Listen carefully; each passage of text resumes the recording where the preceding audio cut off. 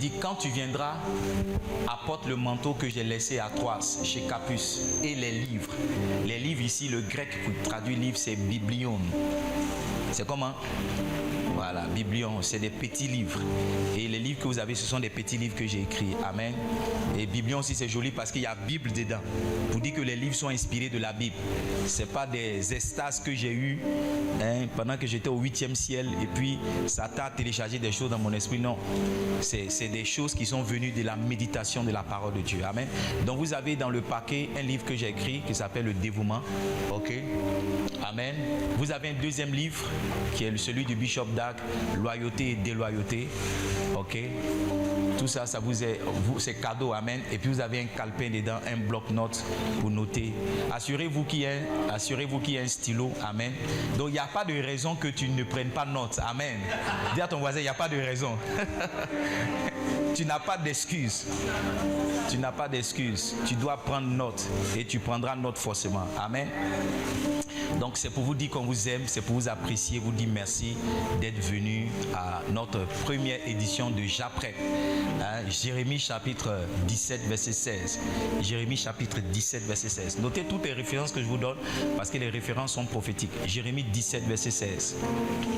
Il dit, et moi, est-ce qu'on peut lire la première phrase ensemble? 1, 2, 3, go. Et moi, pour t'obéir, je n'ai pas refusé d'être pasteur. Dis à un voisin, et moi, pour obéir à Dieu, je n'ai pas refusé d'être pasteur. Dis à un voisin, et moi, pour obéir à Dieu, je n'ai pas refusé d'être pasteur.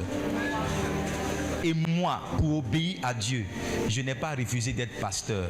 Donc, je n'ai pas refusé d'être pasteur. C'est ça qui est abrégé en Japrep. Amen. Je n'ai pas refusé d'être pasteur. Amen. Donc, si tu es ici ce soir, c'est que tu es pasteur. Soit tu es zeste déjà, ou bien tu es appelé, ou bien dans ton cœur même, Dieu t'a déjà préparé. Amen. Donc, touche un voisin, dis-lui, tu es pasteur. Touche un voisin, dis-lui, tu es pasteur. Touche un voisin, dis-lui tu es pasteur. Personne ne touche Kéran. Touchez Kéran pour moi. Dites-lui c'est un pasteur. Amen. Touchez les batteurs qui sont là-bas. Dites à quelqu'un tu es un pasteur. Amen. Donc nous sommes à une conférence des pasteurs. Amen. Nous sommes à quoi? Une conférence de pasteurs. Donc si tu es là, peut-être que tu es venu être hôtesse, peut-être que tu es venu régler le son, mais ce soir, tu es pasteur. Amen. Tu es comment? Tu es pasteur. Et je veux vous apprécier, tous les bishops qui sont ici. Amen. Je veux vraiment apprécier mon frère, l'apôtre.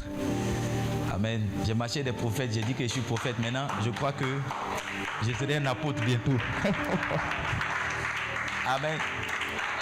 Amen. J'ai ajouté apôtre sur mes différents titres. Alors, l'apôtre Sinclair, c'est un homme particulier, un homme qui a un cœur d'enfant. Souvent, je me demande si ce qu'il fait, c'est normal. Amen. Alors, à cette conférence, il a ramassé tous ses enfants qui sont dans différentes branches autour de Dabou. Il les a fait venir. C'est lui qui a envoyé le maximum de personnes ici ce soir. Bishop, je ne sais pas pourquoi tu fais ça, mais vraiment, je te suis reconnaissant pour ton amour.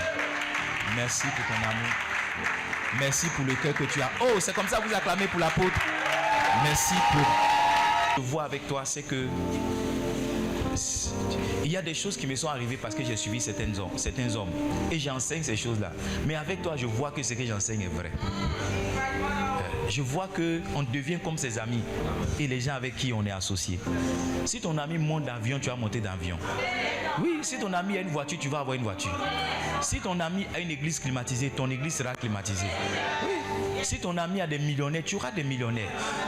Oui, si ton ami organise de grands programmes, tu vas organiser. Bishop Dag dit, you become like your friend and the people you are associated with.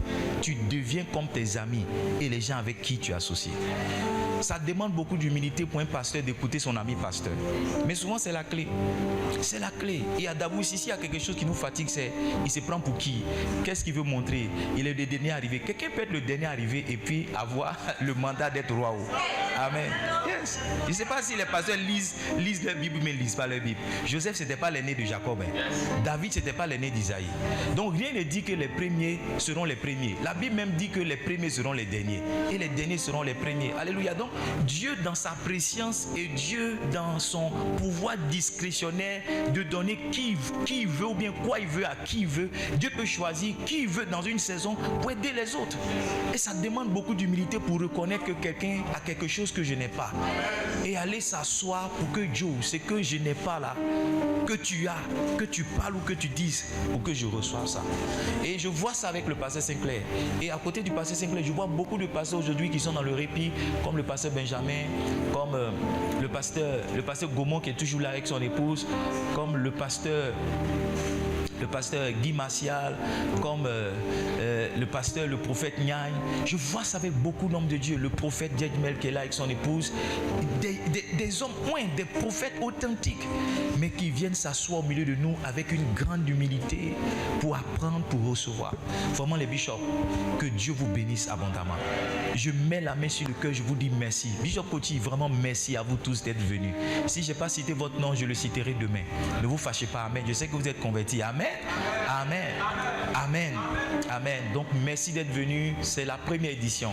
Chaque année, à la même période ou bien début février, on aura notre édition déjà prête.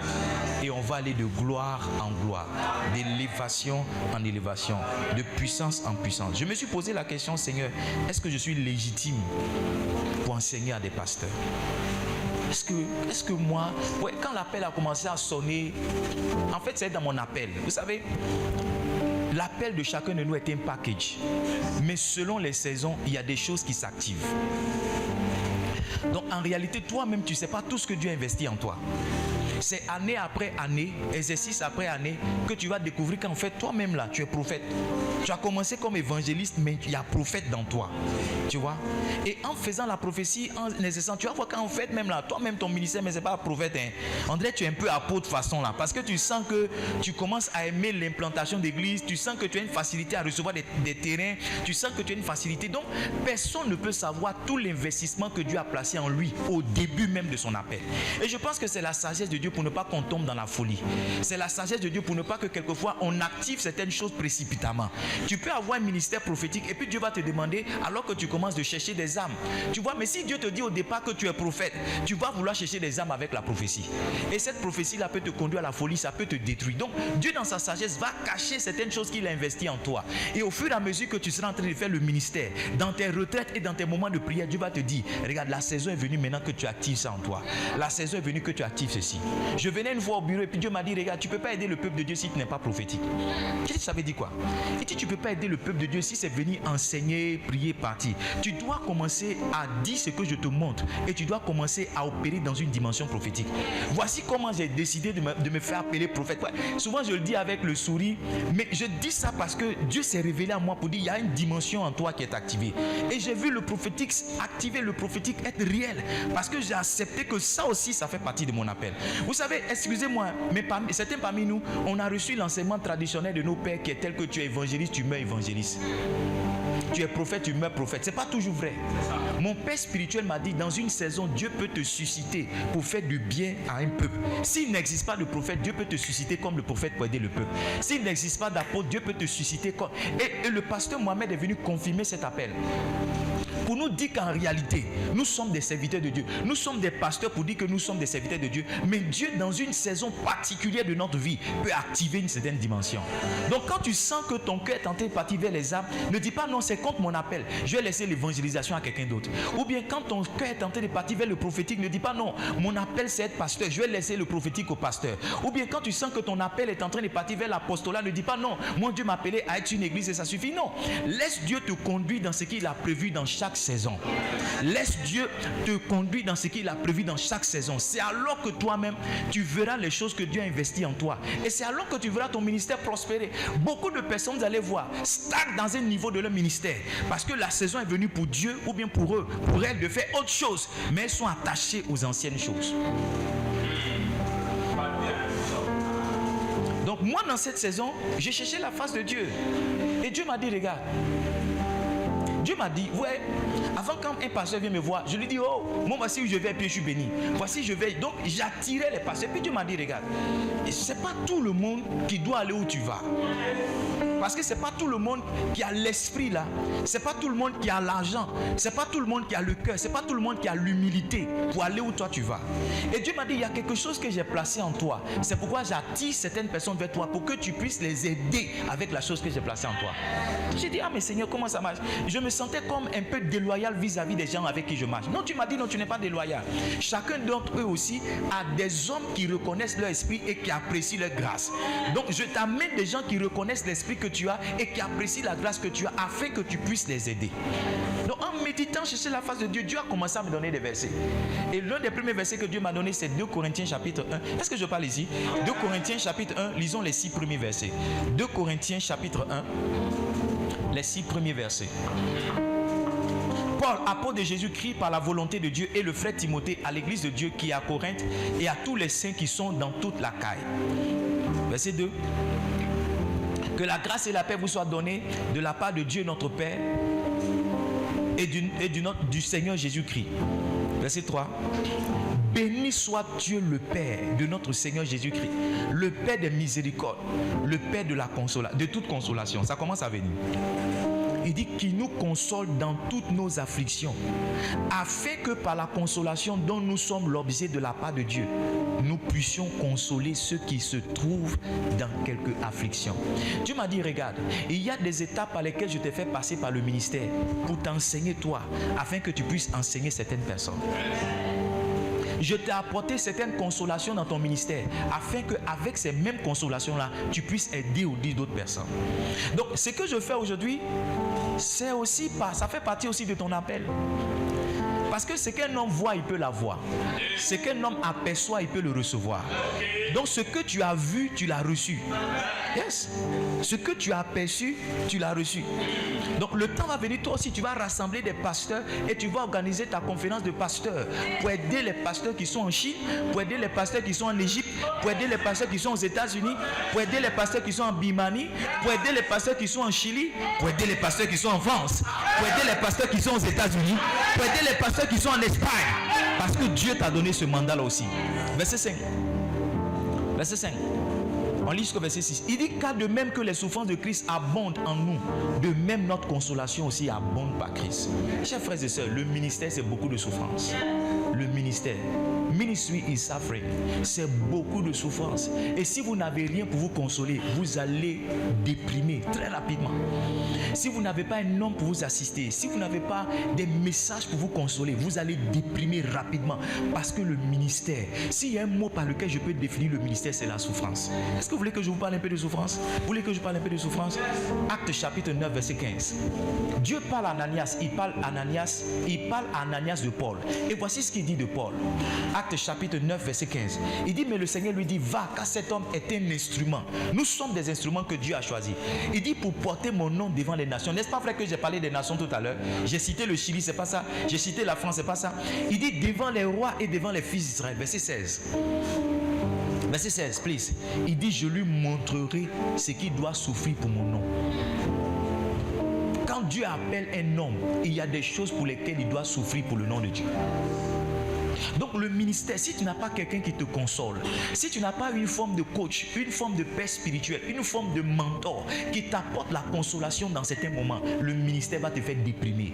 Parce que le ministère, c'est la souffrance. L'apôtre Paul, lorsqu'il écrit à l'église de Corinthe, en 2 Corinthiens chapitre 11, de verset 28, 2 Corinthiens chapitre 11, de verset 28, il dit, sans parler d'autre chose, je suis chaque jour assiégé par les soucis que me donnent toutes les églises. Sans parler d'autre chose, je suis assiégé chaque jour. Un pasteur doit savoir que le ministère, là, l'église donne des soucis. L'église, vous savez, c'est quand les gens sont à l'extérieur qu'ils pensent que les pasteurs vivent dans l'eau et dans le vin. L'église donne des soucis. Chaque jour, il y a sa nouvelle. Chaque jour, il y a son dossier. Chaque jour, il y a son problème. Donc, si tu n'as pas quelque chose qui te console, tu vas te déprimer dans le ministère. Il dit chaque jour, je suis assiégé. Il dit même pas je reçois. Il dit je suis assiégé. Ça veut dire ça vient beaucoup. Et puis il dit c'est chaque jour par les soucis que me donnent toutes les églises. Pasteur, lève la tête et regarde-moi. Il n'y a pas une église qui ne donne pas souci. Il ne faut pas regarder pour moi et puis tu as dit non, le pasteur il est bien haut. Il a ses enfants qui sont ici, ils sont là, ils sont toujours. Il ne faut pas. Il n'y a pas une église qui ne donne pas souci. Une fois mon épouse et moi j'appelais un de mes amis pasteurs puis il m'expliquait. Il dit non, il a mis un peu de l'ordre dans son église. J'ai dit qu'est-ce qui s'est passé? Il m'a dit il y a un tel qui a quitté tel département, qui est marié, qui est allé dans tel département, qui a enceinté une go là-bas. Ma femme dit c'est que pour nous est mieux. Elle dit donc le pasteur pasteur là, il a ça dans son église. Je vous dis la vérité, il n'y a pas une église qui ne donne pas de soucis. Tout ce que chacun de nous présente, c'est ce qui est bon. Le reste, on gère en famille. Est-ce que je peux être sincère avec vous? Il n'y a pas une église qui ne donne pas de soucis à un pasteur. Il n'y a pas une église qui ne donne pas de soucis à un pasteur. Il n'y en a pas. Il n'y en a pas. Il n'y a pas une église qui ne donne pas de soucis à un pasteur. Je le dis ça pourquoi?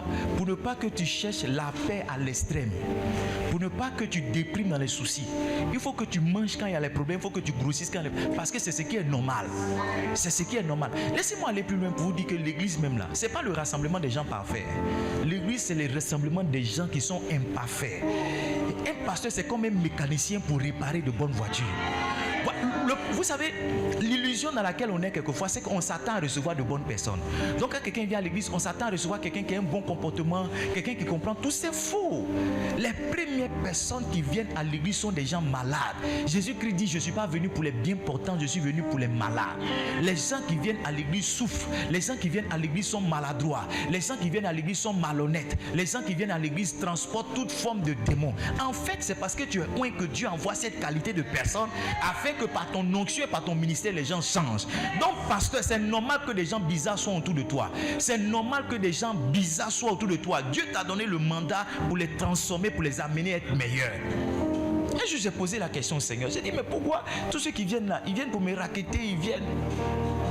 Dieu m'a dit, regarde, c'est ce que j'ai placé en toi là, c'est ce qui attire ces gens de personnes. Et ce que j'ai placé en toi a la capacité, la possibilité de les rendre meilleurs. Donc, sauf que cette qualité de personne là vienne. Aujourd'hui, 5 ans, 6 ans après, 8 ans après, quand je regarde certaines personnes, je souris juste. Je souris juste. J'étais au bureau avec la prophétesse Marina Boni, c'est ça, avec son mari. Et puis, quand pasteur, mon fils pasteur Anissé est rentré dans la salle, qu'il a fait les calepins, on a mis dans les... Elle dit, je prie Dieu que Dieu me donne aussi mon pasteur Anissé. Mon monsieur Digbe. J'ai dit pourquoi? Elle dit, mais il est toujours là, il fait la com, il fait ceci, il fait... Pasteur Anissé, quand il venait ici, il buvait bière. Lève-toi et va te voir, lève-toi et va te voir. Quand il venait ici là, il buvait une bière avant de venir au culte. Et il mettait chewing-gum pour ne pas que je sente le... Il buvait une bière. De temps en temps, il se laissait dans la bière. Et il venait, il mettait chewing-gum. Moi, c'est un ancien. Donc, il fait quoi? Il est chaud dans le culte. Mais je sais que mon fils est passé quelque part. Tu vois? Mais j'ai compris qu'il y a quelque chose. Et je l'ai regardé, je lui ai dit, regarde. Il est venu, il m'a montré son portable. Il a monté une vidéo. J'ai dit, mais si tu as monté une vidéo avec ton portable, c'est que tu peux faire les affiches. Il dit, il n'a jamais essayé, il ne peut pas faire. J'ai dit, voici ce qu'on va faire. Tu vas faire mes affiches. Si c'est joli, c'est pas joli, je vais publier sur Facebook. Je l'ai challengé avec ça. Mais ça l'a transformé. Tout ce que vous voyez ici, c'est le travail des pasteurs ici. Tout ce que vous voyez, c'est le travail des pasteurs ici. Quelqu'un qui buvait une bière de temps en temps, regardez ce qu'il a fait. Non seulement il est devenu meilleur, mais il a mené nos enfants dans l'église. Beaucoup de jeunes d'enfants dans cette église sont avec lui dans le département de la com. Il a formé jusqu'à 3 générations de communicants dans cette église. La dernière fois, je l'ai encouragé. Je lui ai dit, il ne faut pas arrêter de faire ce que tu fais. Peut-être que les premiers là te fatiguent, mais il faut prendre des enfants, il faut continuer de former. C'est ton mandat, c'est ton appel. Mais voyez-vous, cet homme-là, il est venu comme quelqu'un qui buvait une bière. Il est venu comme quelqu'un de déséquilibré. En fait, il n'est pas venu comme une solution. Il est venu comme un problème pour moi. C'est l'onction et la patience qui ont amené cet homme-là à devenir une solution. Et aujourd'hui, il est tellement devenu une solution qu'une servante de Dieu le regarde pour dire, Seigneur, donne-moi quelqu'un comme ça. Maintenant, regarde, homme de Dieu, quand Dieu va t'envoyer ton Anissé là, il ne va pas t'envoyer comme il est comme ça. Il va t'envoyer comme celui qui m'a envoyé, celui qui boit et qui boit une bière et qui vient au culte. C'est comme ça que Dieu va te l'envoyer. Oui, c'est comme ça que Dieu va te l'envoyer. Je faisais une prière. Est-ce que vous êtes ici, homme de Dieu? Un jour je priais et je disais, Seigneur, donne-moi des ouvriers. J'ai besoin d'un pianiste, j'ai besoin d'un batteur. Tout ce qu'il faut pour qu'un pasteur soit en paix, j'ai besoin de ça. Et je priais avec mon énergie, avec mes pleurs, mes larmes. Et Dieu m'a dit, ta prière est stupide. Tu me dis ta prière est stupide. Et j'ai vite fait de sortir le passage de Matthieu, parce que tu as pensé à ce passage là. C'est pas ça? Matthieu chapitre 9 verset 36. Priez le maître de la moisson afin que quoi? Il envoie des ouvriers dans sa moisson. Non, j'ai cité le passage. Il dit, mais Seigneur, c'est ta parole qui dit ça. Prie le maître de la moisson. Dieu m'a dit oui. Tu n'as pas compris le verset. Dieu m'a dit, si je t'envoie un pianiste, il va quitter où? J'ai dit, il va quitter dans une autre église. Dieu m'a dit, donc tu veux qu'un pasteur soit malheureux pour que toi tu sois heureux. Parce que le pianiste qui va venir jouer dans ton église, c'est le pianiste d'un pasteur.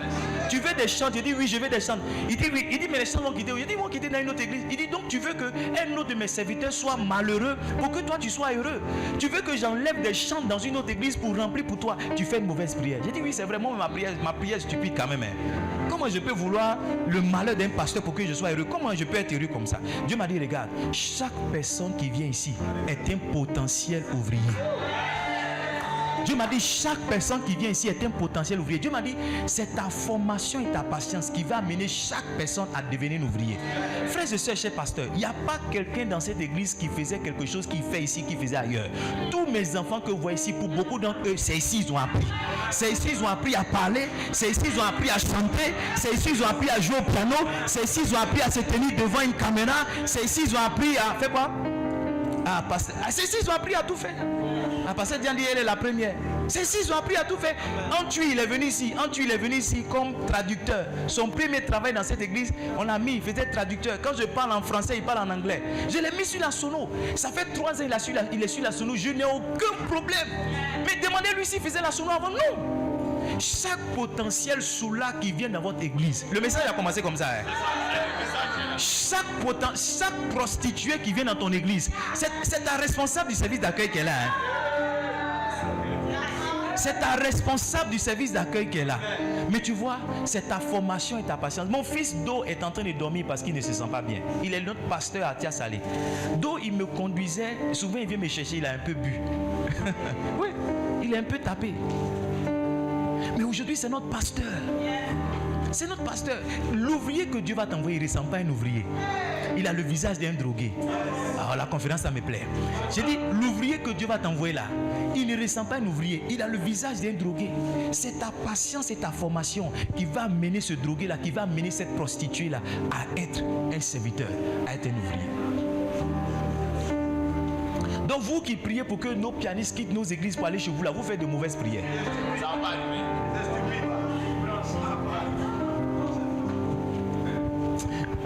J'ai un de mes amis pasteurs, très souvent il marche chez pasteur Nissé.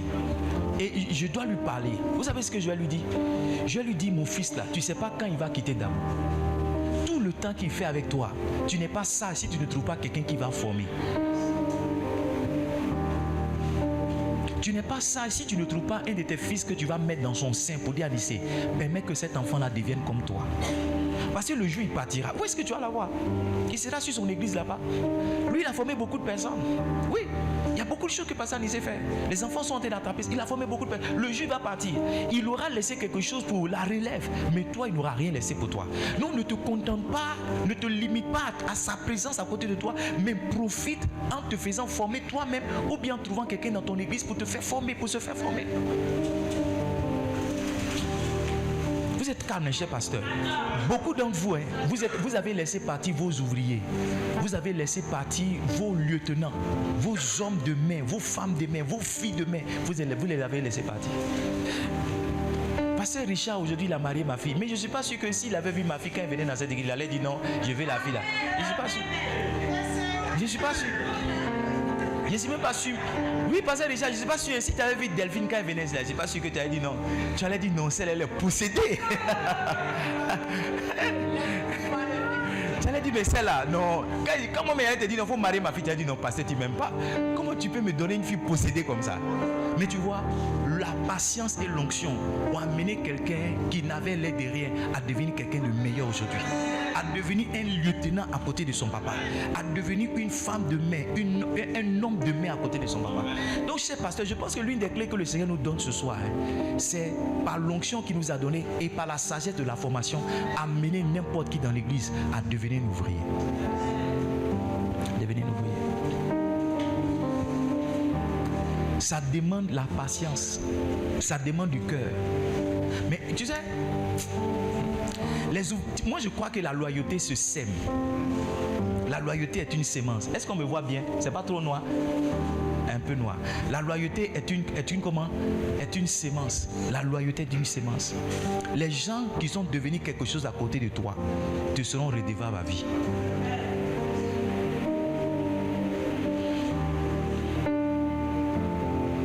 Cher pasteur, ne soyez pas pressé d'avoir une grande église, une belle église. On est venu chez le pasteur, vraiment il y a un pianiste ici, tout à l'heure. Ne soyez pas pressé. Ça c'est l'œuvre des années. C'est l'œuvre. Le pasteur Madoché me disait que mon fils joue au piano. Il sent que mon fils est devenu un pianiste. Mais ça m'a fait rire. Ça m'a fait rire. Ça m'a fait rire. C'est qu'il jouait avant là. Il faut aller écouter mes anciennes prédications. C'est qu'il jouait avant. Comment le piano était avant. Comment c'était. À un moment, mais il dormait. Il joue quand il dort. Et quand il dort comme ça, je sens que le peuple de Dieu le regarde. Le fils du pasteur dort sur le piano. Et je sens tes prêcher, il dort.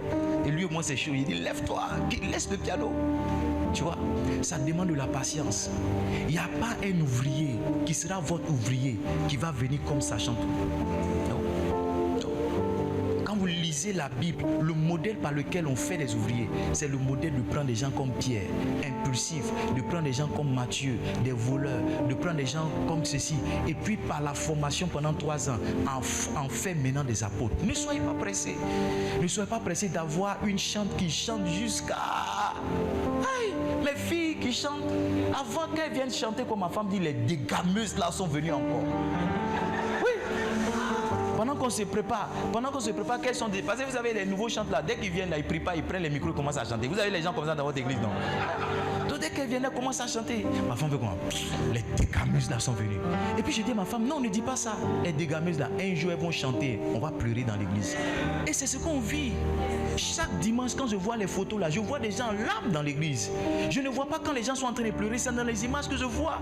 Et je dis, mais à quel moment ces personnes-là, c'est les dégameuses là, qui sont devenues maintenant des gameuses et qui chantent bien.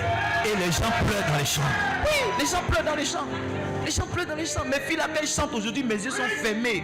Mes yeux sont fermés, puis j'apprécie l'adoration, j'apprécie la louange. Et je me souviens toujours qu'elles étaient là. Quelquefois qu'elles chantent, elles disent, descendez là-bas. Et vos grosses robes, les vilaines comme ça, quittez là-bas. Souvent je suis patient, mais souvent aussi je mélange tout. Quittez là-bas, vous nous embrouillez là. Vous embrouillez toujours, on vous enseigne. Quittez là, descendez là-bas. Mais mes filles là reviennent. Aujourd'hui là, elles sont devenues des étoiles. Oui, elles sont devenues des étoiles. Donc, cher pasteur, je ne sais pas pourquoi mon message est en train de partir dans ce sens-là. Mais tu dois être patient avec les gens qui viennent. Tu dois être patient, tu dois les former, tu dois les enseigner, tu dois être derrière eux. S'ils sont partis, va les chercher, ramène-les. Ce sont tes enfants. Un jour, tu seras surpris de ce que ces personnes-là se donnent. Il n'y a pas un pasteur aujourd'hui qui a des fils qui sont là. Non. La méthode de fabrication de Dieu, c'est de prendre des gens qui ne savent rien faire ou des gens qui ont un petit potentiel et les améliorer. Vous voyez, tous les lieutenants à côté de Paul, c'est pareil. Tous ceux qui ont été à côté de David, c'était des gens perdus. C'était des gens qui ne se retrouvaient pas. Mais quand David les a fait passer par la vallée, par Adullam, ils sont devenus, la Bible dit qu'on les appelait les hommes forts de David. On les appelait les hommes forts. Vos hommes forts là, actuellement sont faibles. Vos hommes forts actuellement n'ont rien.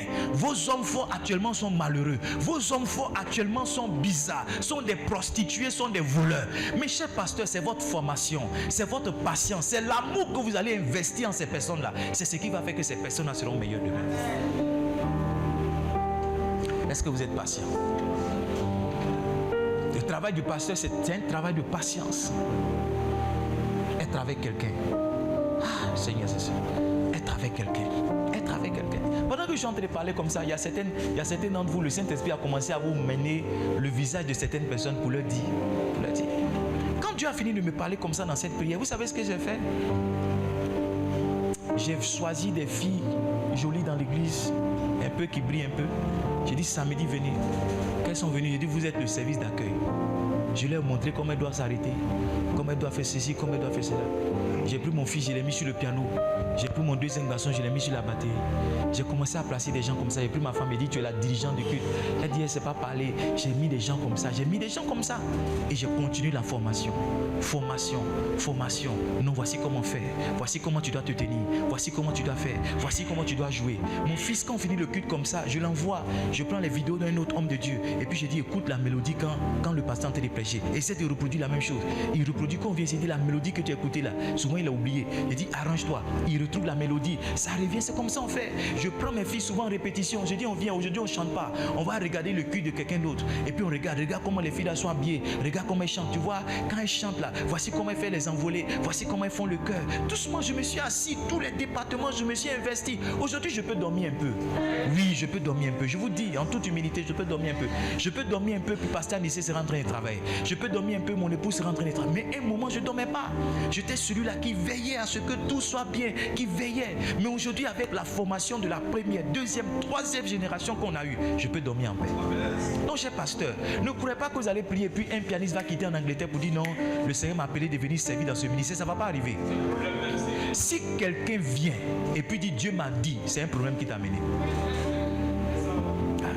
C'est un problème.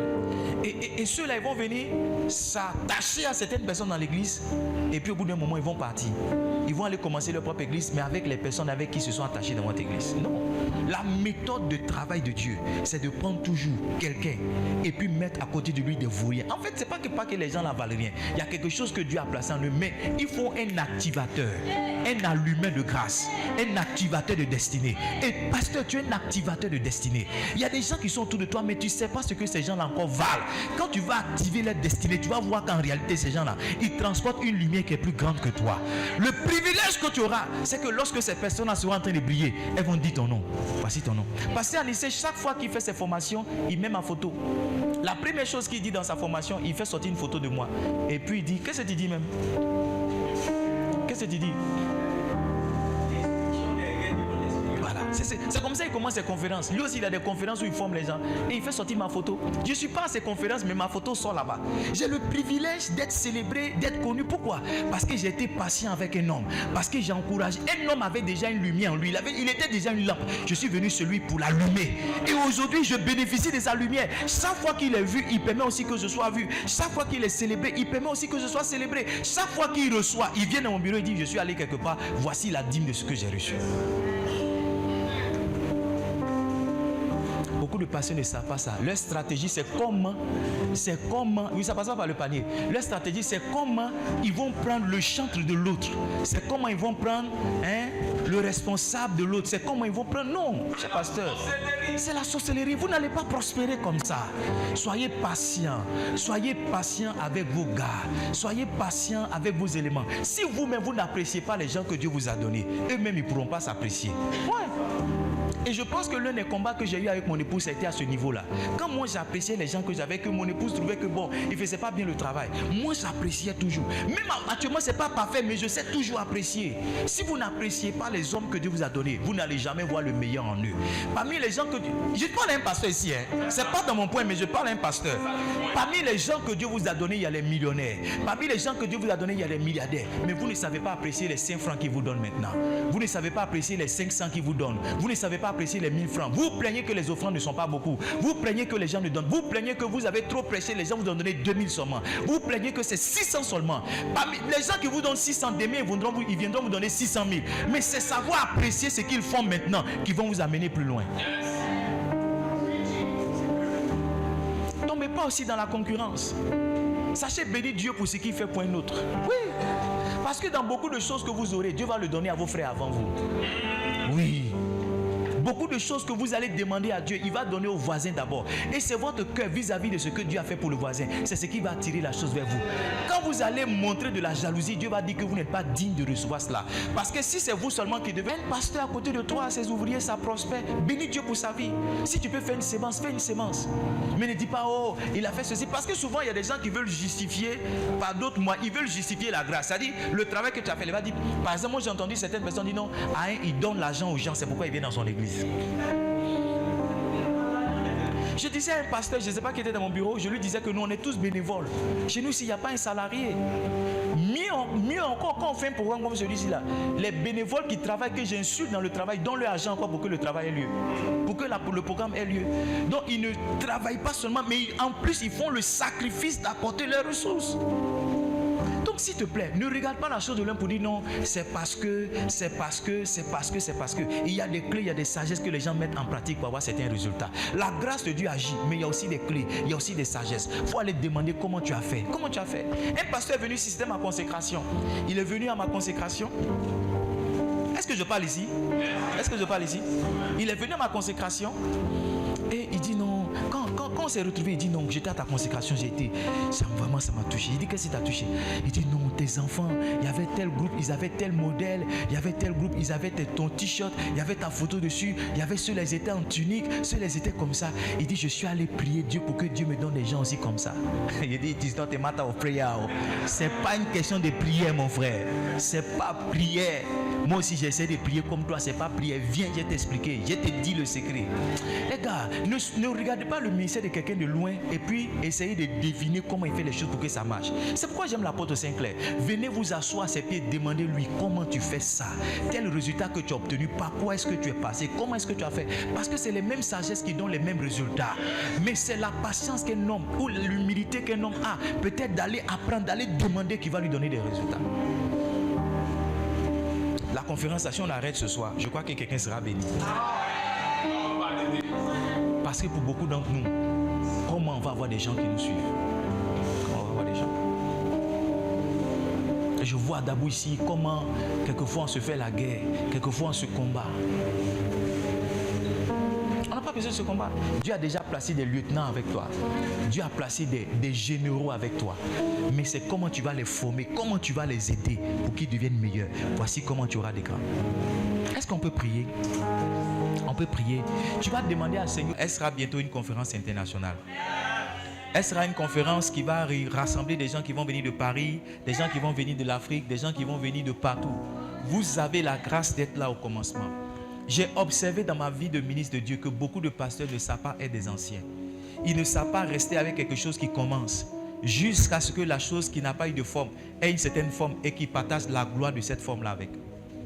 J'ai vu plutôt des pasteurs qui commencent avec quelque chose et puis se disent non, la chose met du temps à avancer, la chose met du temps à prospérer et puis vont vers une autre chose qui a déjà commencé, qui est déjà propre et ils espèrent que là-bas, ils vont plus profiter.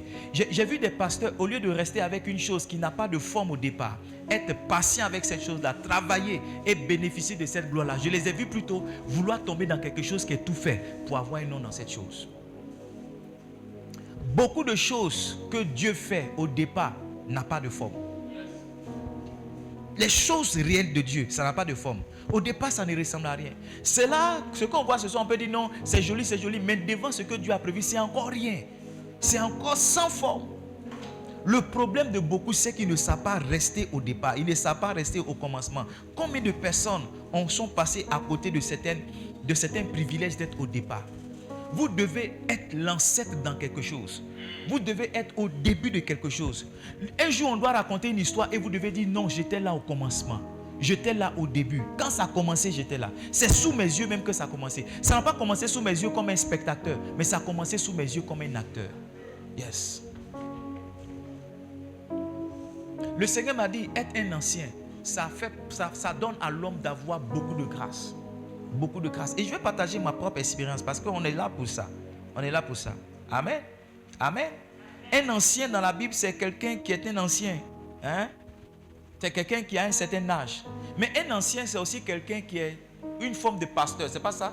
Quand l'apôtre Paul quitte Éphèse, en Actes chapitre 20, le verset 28, c'est pas ça, la Bible dit qu'il a choisi des anciens. C'est pas ça? Pour diriger l'église. Donc un ancien, c'est quelqu'un qui dirige l'église. Mais un ancien, c'est quelqu'un aussi qui était là au départ, qui a duré dans quelque chose. Est-ce que vous me comprenez? D'accord? Et c'est cette partie-là qui va nous intéresser dans le cadre de mon enseignement. Amen. Comment est-ce que, pasteur, on peut être un ancien? On peut être un ancien. J'ai envie de descendre, mais à cause de la lumière, je peux descendre. On peut être un ancien, d'accord? La clé pour être un ancien, c'est de rester. C'est de faire quoi? C'est de rester. C'est de rester. Par exemple, dans la conférence du révérend Béni, CGG, chaque année en janvier, le révérend Béni organise une conférence. D'accord. Moi, j'étais cette année à ma 5e édition. Et je fais partie des plus vieux. Les plus vieux même, ils ont aussi 5 éditions comme moi. Parce qu'il y en a qui n'ont pas été fidèles pour respecter tout. Voyez-vous? Mais le fait que je sois un ancien, aujourd'hui, il y a des privilèges. Quand je vais à CCG, j'ai un certain traitement. Vous étiez avec moi. Vous avez vu que j'ai un certain traitement. Il y a une manière où on me met, il y a une manière où on me fait asseoir, il y a une manière qu'on me traite. Il n'y a rien de particulier, c'est parce que je suis un ancien. C'est simplement parce que je suis resté. Il y en a avec qui on a commencé mais qui ont abandonné. Il y en a avec qui on a commencé qui ont été frustrés, qui sont partis. Il y en a avec qui on a commencé qui ont trouvé que l'affaire là, ce n'était pas pour eux. Il y en a avec qui on a commencé qui ont trouvé que les conditions étaient difficiles. Il y en a avec qui on a commencé qui ont trouvé que l'homme de Dieu était trop compliqué. Il y en a avec qui ont trouvé beaucoup. Vous savez, ces personnes n'ont pas les mêmes privilèges que nous. Je suis un ancien, par exemple, à côté du pasteur Charles. Parce que cette année, je fête ma 10e année de connexion avec le pasteur Charles. Quand je rentrais dans la vie du pasteur Charles, il n'avait pas l'aura qu'il a aujourd'hui. Il n'avait pas la visibilité qu'il a aujourd'hui. C'est pourquoi aujourd'hui, 10 années après, je suis un de ses fils préférés. Je suis président du Répi. Pourquoi? Parce que Répi est né devant moi. J'étais dans la salle de Kodesh quand on faisait réunion pour mettre en place le Répi. Au départ, c'était la plateforme d'édification des pasteurs.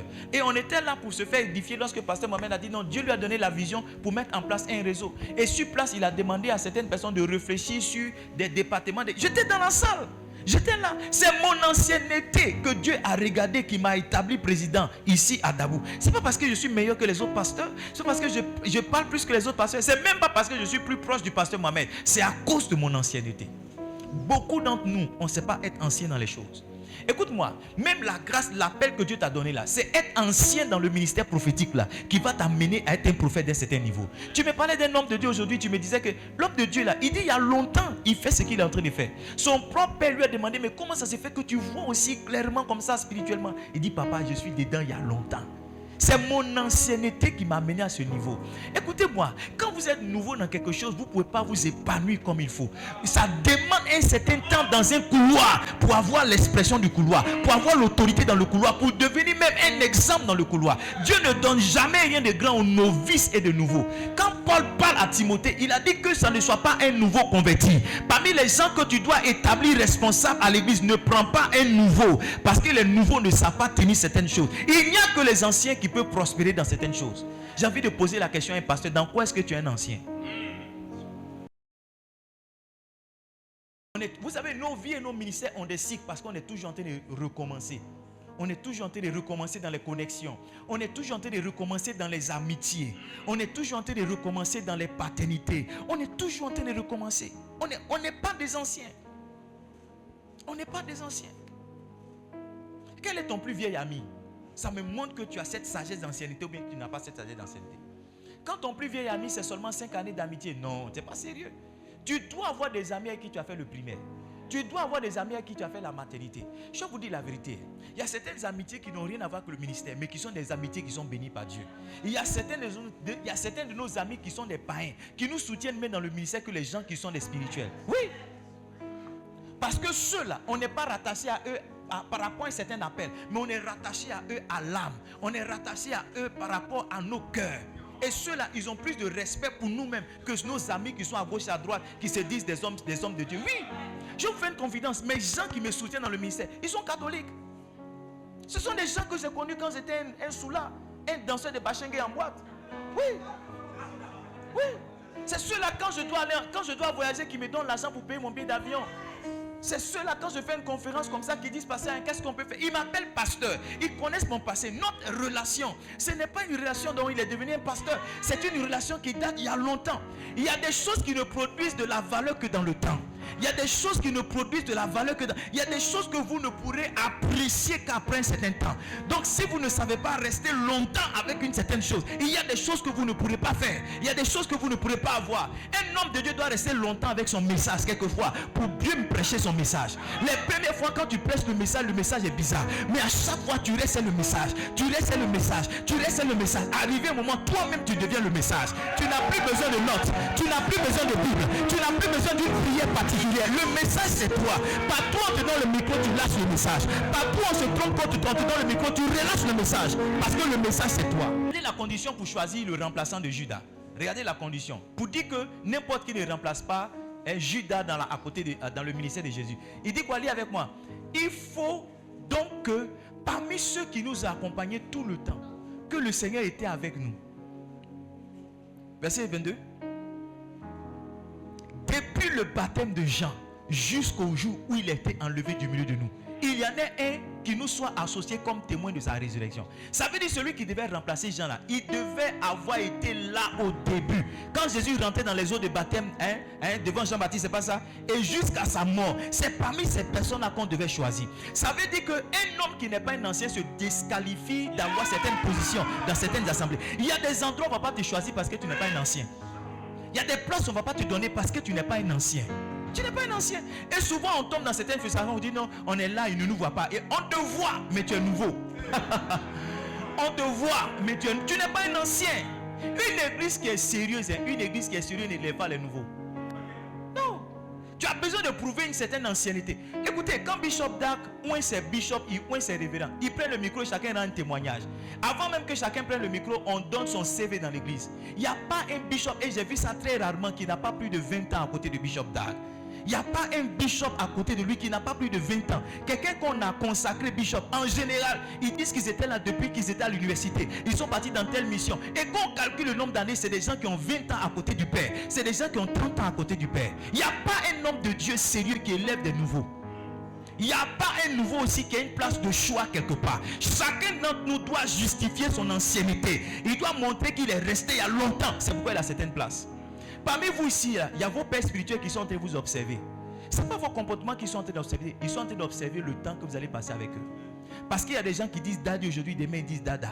Il y a des gens qui disent daddy aujourd'hui, demain ils disent dado. Le dadia là, ça change selon les saisons, selon les temps.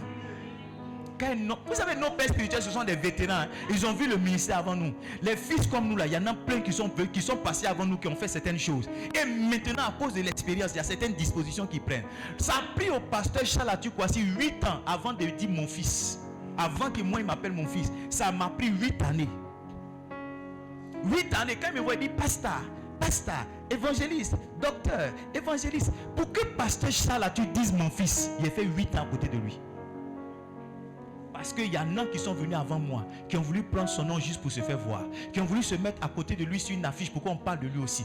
Donc, il prend ses dispositions maintenant. Si quelqu'un n'a pas passé un certain temps avec lui, il y a des dispositions lui-même de cœur qu'il n'accorde pas à cette personne. Ça m'a pris 10 ans pour que le pasteur Charles Atukwasi m'appelle dans un bistrot, dans un fast-food pour que lui au moins s'assoie pour manger quelque chose.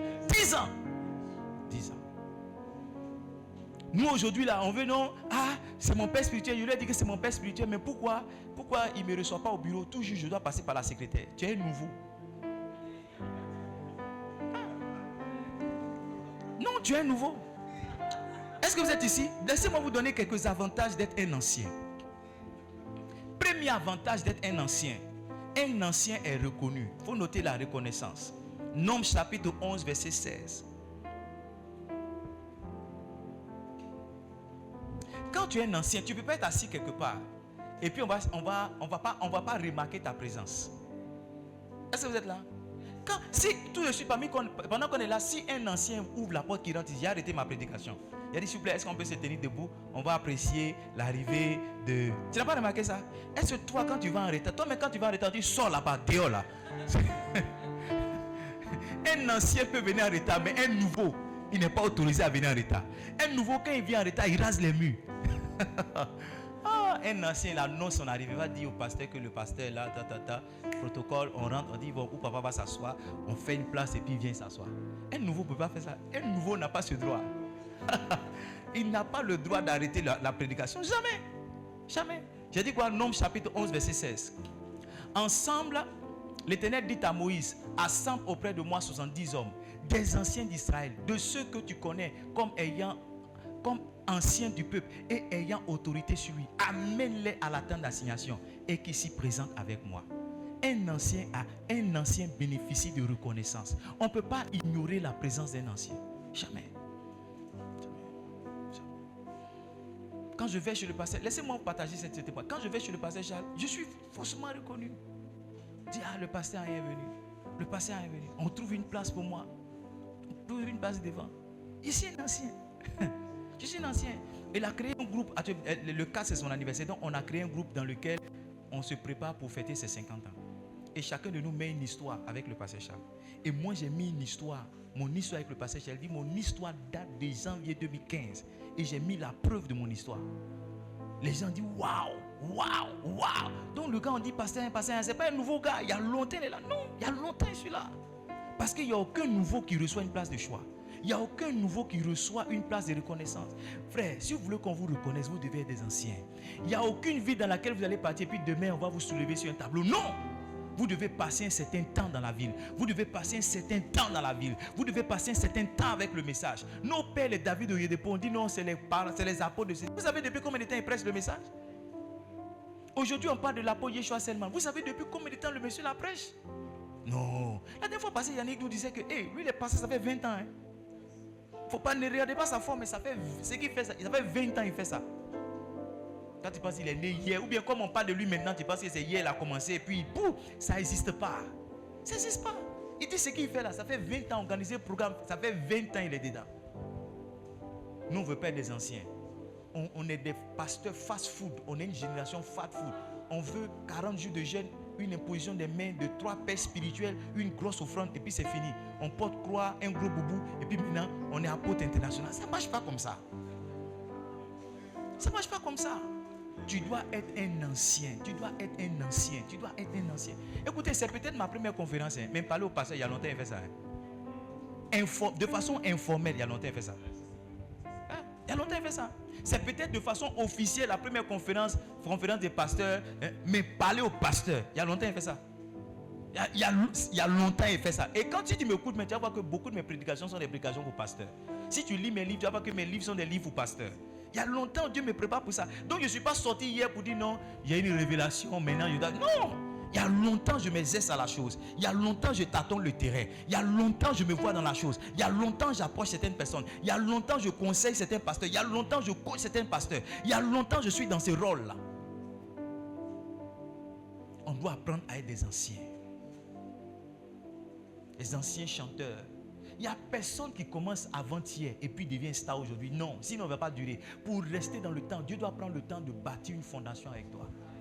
Montre-moi quelqu'un aujourd'hui qui a de l'impact. Je vais vous dire ce qu'il fait il y a longtemps, il est dedans. Il y a longtemps. Un chant comme Derek Jones. Vous écoutez Derek Jones, Derek Jones, il y a longtemps, il est dans ça. Hey. Il a fait 10 ans de grâce. Ça, c'est 10 ans de carrière quand ça a commencé. Mais avant ça, quand il était dans l'underground, dans le souterrain, dans le noir et dans la galère, il y avait son temps aussi. Non, ne voyez pas la gloire de quelqu'un qui a dit, oh, alléluia, pour lui est bien avant. Non, il n'y a pas avant-hier. Tous ceux qui sont reconnus, ce sont des gens qui ont passé un certain temps. C'est un message aussi pour encourager les pasteurs à être patients. Pour encourager les pasteurs à attendre leur temps, à attendre leur saison. Avec quoi tu es resté? Il y a des gens aujourd'hui qui changent de ministère et qui changent de message. Actuellement, qu'est-ce qui marche? C'est les conférences des pasteurs qui marchent. Révérend Béni a fait sa conférence, pasteur a fait sa conférence. Donc moi aussi, j'ai fait ma nouvelle conférence. Tu n'es pas resté avec ce que Dieu t'a donné. Dans cette histoire de conférence, toi, tu peux avoir le message de guérison. Tu peux avoir le message de foi. Mais c'est en restant avec ce message-là qu'un jour, tu seras reconnu. Écoute-moi, cher pasteur. Un jour, on va te donner la plateforme pour ce que tu prêches. Un jour, on va te donner la plateforme pour ce que tu prêches. Mais est-ce que ce jour-là, tu seras prêt? Parce que ce n'est pas maintenant que tu vas apprendre à te tenir sur la chair. Ce n'est pas maintenant que tu vas apprendre à prier. Ce n'est pas maintenant que tu vas apprendre... Non, non. Dieu même nous aime. C'est pourquoi il y a certaines plateformes qui ne nous donnent pas. Parce qu'il y a des plateformes, si Dieu te donne là, tu vas aller t'humilier là-bas. Tu vas aller te verser là-bas. Parce que tu penses que prêcher devant 5 personnes, c'est la même chose que prêcher devant 10 personnes. C'est différent. Tu penses que prêcher devant 100 enfants, c'est différent. C'est la même chose que prêcher devant 100 milliardaires. Non, prêcher même devant 1 milliardaire, mais tu es influencé. Tu penses que prêcher devant 250 Daboulais, c'est la même chose que prêcher devant 10 Abidjanais. Non, c'est différent. Il y a une onction, il y a une tenue, il y a une manière d'avoir. Je ne sais pas, André, vous n'êtes pas content de mon message.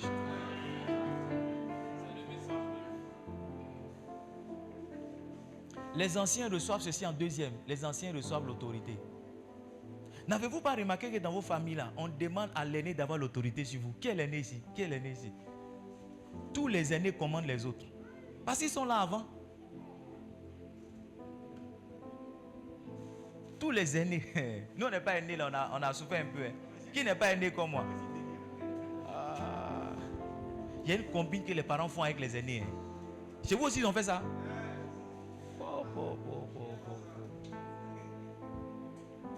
Mais tu vois, l'autorité qu'on leur a donnée là, c'est parce qu'ils sont là il y a longtemps. le fait qu'il soit là avant toi, ça leur a donné une certaine autorité. Vous n'avez pas remarqué que quand vous rentrez dans une classe, le doublant là, il a une autorité. Vous n'avez pas remarqué ça? Quand tout le monde va dire taisez-vous là, il n'est pas le chef de classe. Hein. Souvent même on le fait chef de classe parce que c'est un ancien. Mais souvent il n'est pas le chef de classe, mais il est plus fort que le chef de classe. Donc quand il dit taisez-vous là, ou bien il dit vous là, tout le monde s'étend. Il dit ah tu connais le gars. Vous n'avez pas remarqué ça? Il a le doublant, il a l'autorité. Il a fait 3 fois le pas. Quand il vient, on dit ah c'est un ancien, c'est un doyen. Quand il vient là, quand il parle, tout le monde écoute. Quand il dit non, bon, on ne fait pas pour aujourd'hui. Le procès des maths, il nous insulte. Tout le monde le suit. Hein. Si tu es resté dans la classe, tu es mort. Ce que le doyen dit là, c'est ce que tout le monde suit. Donc, il y a une autorité qui vient sur toi quand tu es un ancien. Quand tu es un ancien. Quand tu es un ancien dans le message. Quand tu es un ancien dans la ville. Quand tu es un ancien dans l'âge. Il y a une forme d'autorité qui vient. Ça veut dire qu'il y a un pasteur qui il y a une autorité que tu vas recevoir.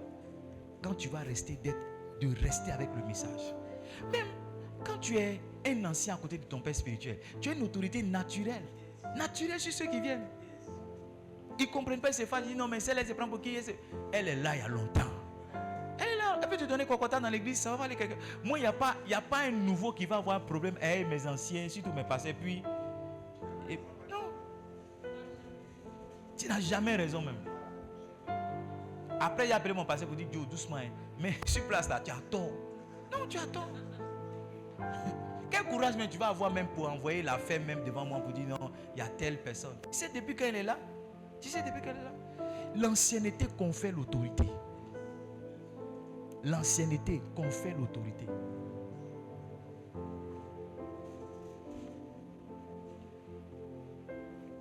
Les pasteurs qui aiment les nouveaux.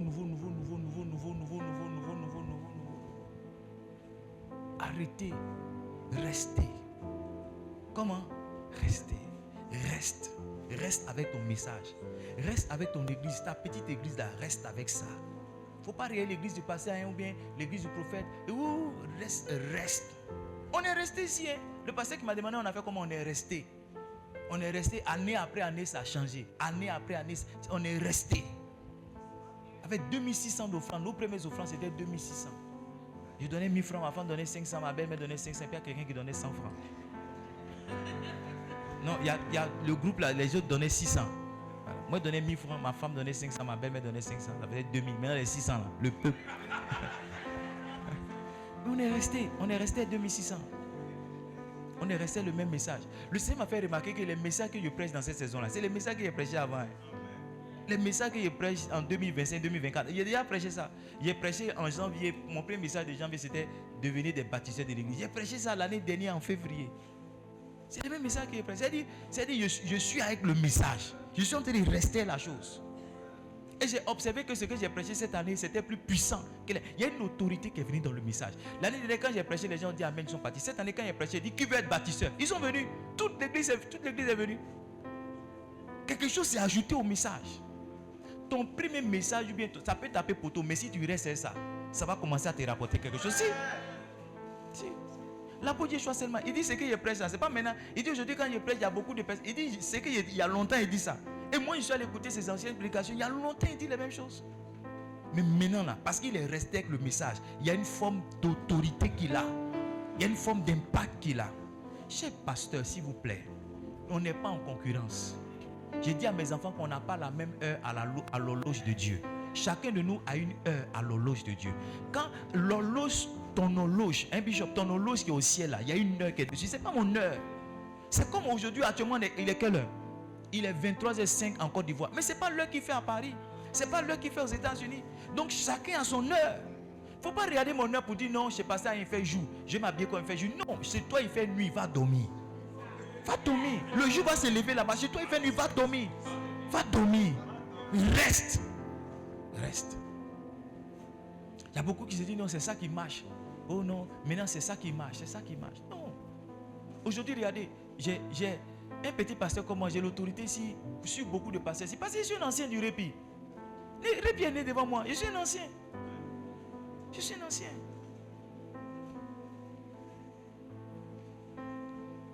Je ne sais pas pourquoi le Saint-Esprit m'a dit de dire ça. Mais il m'a dit de vous dire d'être des anciens.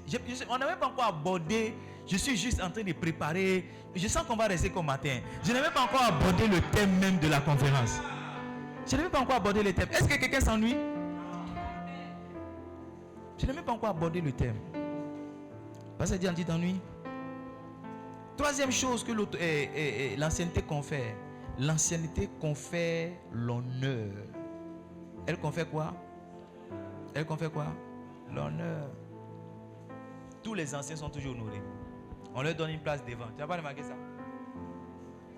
Comment c'est devant béni, on s'assoit devant. Un bishop, tu as remarqué, non? C'est parce que je suis venu avant toi, c'est tout. C'est tout, ouais. Il n'y a pas quelque chose de... Jésus est un ancien. C'est un ancien. Les anciens sont toujours honorés. Quand les anciens s'asseyent quelque part, on les honore. Si tu veux être honoré, il faut être un ancien. Il faut être un ancien dans le message. Il faut être un ancien à côté de ton père. Il faut être un ancien dans l'église. Tu seras toujours honoré. Tu seras toujours honoré. Maintenant, regardez-moi, à l'église aujourd'hui, quand c'est l'anniversaire de mes enfants à l'église, je dis joyeux anniversaire. Mais quand c'est l'anniversaire des anciens, je suis chez eux. Chrétien, c'est ça, non? Je suis chez eux. Les anciens, je suis chez eux. Je ne visite pas les nouveaux. Ils n'ont pas cet honneur-là. Quand je vais faire visite, demain, je passe à Nice. C'est chez les anciens, maman. Les anciens ont toujours un honneur. Quand tu es un ancien, tu es honoré. Peut-être qu'aujourd'hui, tu t'es assis derrière. Mais si l'année prochaine, tu viens à la conférence, tu seras assis devant. Si dans 3 ans, tu seras assis devant. Ton rang va changer. Une fois, j'étais à la conférence Répit. Et puis, ce jour-là, je suis allé très tôt, à 4h ou bien 4h30, j'ai quitté Dabou. Je suis arrivé à Vase-d'Honneur à 6h. Parce qu'il voulait m'asseoir devant. Ça, c'était au début. Maintenant, ils nous ont fait rentrer dans le petit chapiteau pour nous mettre devant comme ça. Parce que les premiers venus s'asseyent devant. Et puis, quand on doit les placer, les premiers venus, on vient les chercher devant pour les placer. Ce jour-là, la soeur qui est venue chercher les personnes qui étaient sous le petit chapiteau, elle a commencé par derrière. Donc, les gens qui sont venus à 7h là, c'est elle qu'elle a pris. Donc moi qui suis venu à 6h là, je me suis retrouvé derrière et j'étais juste, la caméra était derrière moi. Donc, quand je me vois à l'écran là, c'est ma nuque seulement je vois. Maintenant regarde-moi, ça c'était avant. Ça c'était comment? Maintenant là, si je m'avais la conférence à 10h, je m'assois devant. Si je m'avais la conférence à 13h, il y a ma place devant. Il a dit quoi? Il y a ma place comment? Devant. Parce que je suis un ancien. Maintenant, quand on me donne un habit, on dit non, ton habit est différent de pour les autres. T'es pas de ceux qui vont à côté de ça, comme voilà. Vous ne voyez pas que mon habit, on quitte Dabou ensemble, mais quand on arrive là-bas, c'est comme si je ne vous connais pas. Vous n'avez pas remarqué ça? Quand ça va, vous dites, ah, est-ce que c'est le passage? Il ne nous voit même pas, il ne nous salue pas, je ne fais rien vous. Je suis un ancien. C'est parce que je suis un ancien. Il y a des causes avant, mais il y a des pasteurs, ils ont peur de m'approcher. Ils se disent, est-ce que c'est notre président? Président. C'est moi, je suis un ancien. Donc quand il m'appelle, on dit non, on me donne habit de mercredi, on me donne habit de jeudi, on me donne habit de... C'est parce que je suis un ancien. Je suis un ancien. J'ai quitté derrière, je me suis retrouvé devant. Par l'ancienneté. Par l'ancienneté. Par l'ancienneté. Et cette histoire de répit là, je suis allé au mariage du meilleur ami de la meilleure amie de ma femme. C'est pas ça? Mariage. Et puis, sa camarade là, elle a marié un anglophone.